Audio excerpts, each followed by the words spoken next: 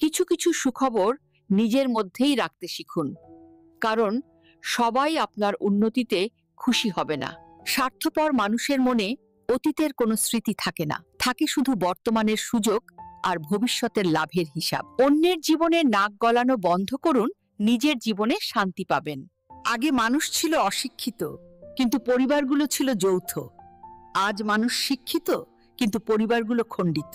শুধু অ্যালার্জি থাকলেই চুলকায় না, অন্যের ভালো দেখলেও কিছু মানুষের চুলকায়। দুনিয়ার সবচেয়ে কঠিন কাজ হলো নিজেকে সংশোধন করা, আর সবচেয়ে সহজ কাজ হলো অন্যের দোষ ধরা।